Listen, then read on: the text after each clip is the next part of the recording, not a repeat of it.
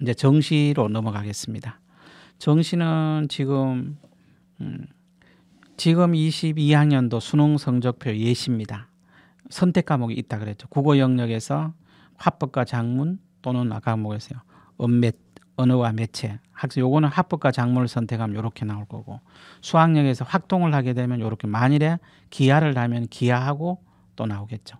그래서 선택 과목이 지금 국어 수학에 더 생겼다는 거죠. 그러다 보니까 문제 난이도에 따라서 나중에 표준 점수도 좀 달라질 수 있습니다. 그런데 여기서 꼭 기억해야 될 것은 내가 점수를 잘 딸 수 있는 과목을 선택하기 바랍니다.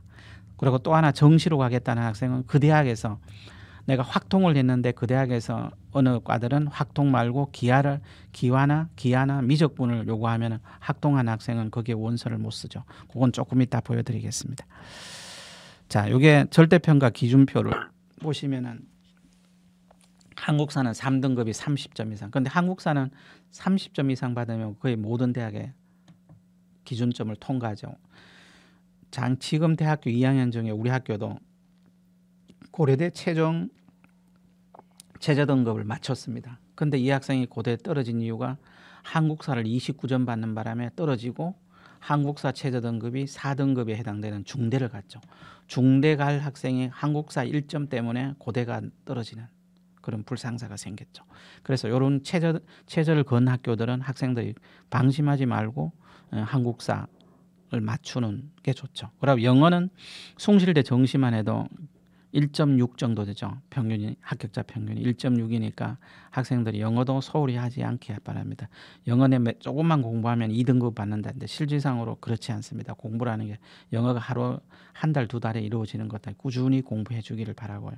제2외국어는 이제는 전에처럼 아랍어, 이제 그거는 현상이 줄어들겠죠. 이제 제2외국어 한문까지 해서 2등급은 40, 제2외국어 한문은 45까지가 1등급, 이렇게 미리 발표가 됐습니다. 근데 재밌는 거는 영어 같은 경우는 1등급 인원이 점점 감소 중에 있다는 거. 수능에 한 5.8% 처음보다는 좀 많이 줄었다는 거. 영어 공부를 학생들이 좀 덜 한다는 얘기죠. 그 다음에 상대평가, 이게 뭐냐 하면은 우리 수능은 1등급이 4%까지고 9등급이 4%. 딱 상대평가라서 뭐 정상분포생 5등급이 가장 많아요. 학교 내신도 하고 똑같습니다. 정시에서 등급은 학교 내신 등급하고 똑같다는 거. 4, 7부터 해서 5등급이 20%, 5등급이 가장 많죠. 지금 5등급도 충분히 경기권에서부터 해서 천안까지는 거의 입학을 할 수 있습니다. 자, 그다음 영어 반영 방법 올레예입니다. 올레예인데 영어 반영 연세대, 고려대가 이렇게 하고 서울대는 0.5등급에. 그래서 영어는 대체로 2등급까지가 합격권, 3등급이면 되기가 힘들 때가 많습니다. 그래서 영어는 2등급까지, 정시하는 학생은 영어 2등급까지는 받는 게 좋겠죠. 자, 그다음 요건 2020년도 수능 응시자전도, 여기에서도 인원이 많다고 학생들이 지원할 수도 있습니다만은 제일 중요한 건 내가 공부해서 점수를 가장 잘 딸 수 있는 과목을 선택하는 게 맞습니다. 근데 인원이 너무 적은 데는 힘들죠. 경제, 작년 같은 경우에 2년 전에 경제가 만점 받고도 표준 점수가 다른 과목 생윤보다가 6점 정도 표준 점수가 적었죠. 이런 학생이 서울대를 되면은 조금 불리할 수도 있습니다. 그래서 일단 자기가 만점 받을 수 있는 과목을 선택하되 너무 숫자가 7,000명 이렇게 되는 데는 조금 위험 부담이 있으니까 학생 선택하기 주의하기 바랍니다. 그리고 서울대 경영경제 갈 때는 꼭 수능에서 경제 과목을 선택 안 해도 다른 과목을 해도 상관없습니다. 이과도 마찬가지고요. 이과도 대체로 지원, 생명, 생과하고 화학원, 물리원 쪽에 인원이 많죠. 투 과목도 대체로 생투가 많고 지투가 많고 화투, 물투가 있죠. 그래서 이때는 꼭 서울대를 지원한 학생은 투 과목에 생투나 지투나 또는 화학투, 물투에서 자기가 가장 점수 만점 받을 수 있는 과목을 선택하는 게 맞습니다. 자, 상계영역 100분위 평균이 인문이 됐죠. 서울대 99%. 참고로 보세요. 연고대가 98% 정도, 95%에서 98.7 정도.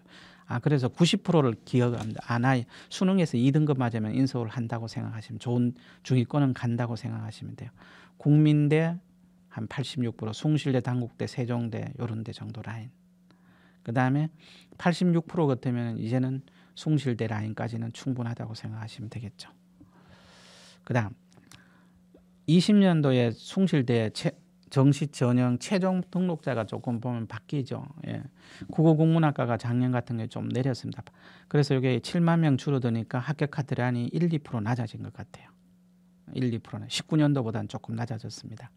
문과 쪽에 거의 88에서 89보다 한 87에서 88 정도가 거의 합격권에 들어갔고요. 이과는 보면 조금 더 낮아졌죠. 이과는 비교해 놨습니다. 20년도하고 19년도를 따져봤을 때 이과가 한 2% 정도 떨어진 것 같죠. 평균이 2점 몇 프로 떨어진 것 같습니다. 올해도 한 1, 2% 정도 낮아질 가능성이 있습니다.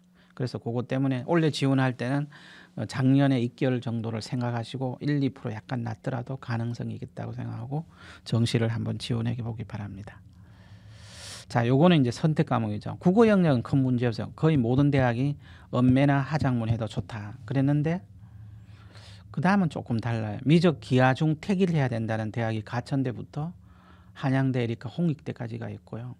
그 다음에 미적 기하 확통 다 해도 좋다. 어느 거든지 좋다는 대학도 나머지 가야대부터 해서 홍익대까지 있죠.